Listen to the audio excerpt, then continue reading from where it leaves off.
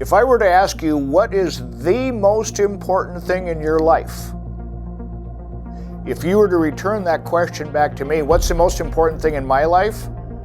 Air. Nothing else matters if you can't take a breath. Guess what?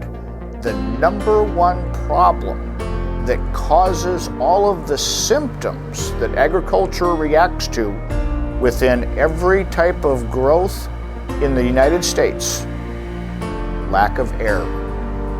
Without air, your soil doesn't work. So we at SoilWorks have focused on correcting the cause.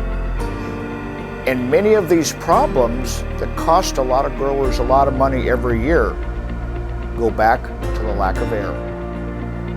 Nothing good in life can exist without good, clean air.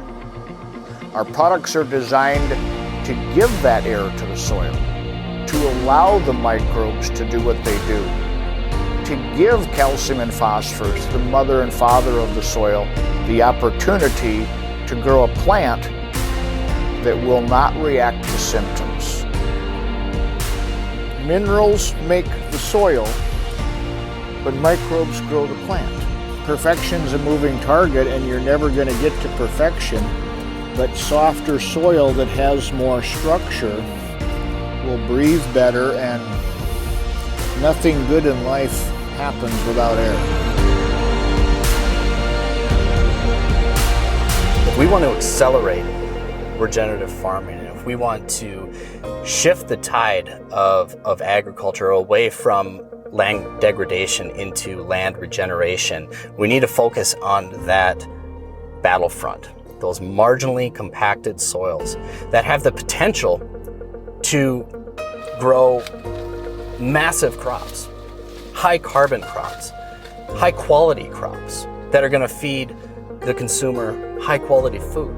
The compacted soils are beautiful because they have that potential there. They're just limited in oxygen and mineralization. So when we look at that tipping point that agriculture is at right now, if we can shift into those marginally compacted areas and make them productive, not only will that translate to the farmer, because the farmer all of a sudden now has increased land area and increased yields across all of their acres, but it's also going to speak to the larger supply chain, because now all of a sudden in areas where maybe a crop wasn't as productive or yields aren't as high as what they should be, people are forced into these rigidity traps of, relying on chemical fertilizers to scratch out a yield. But if we can shift that and make that ground extremely productive in a regenerative fashion and with regenerative farming practices, that's really going to be the tipping point to shift this entire agricultural movement away from degradation into regeneration. Because if we can show and prove ourselves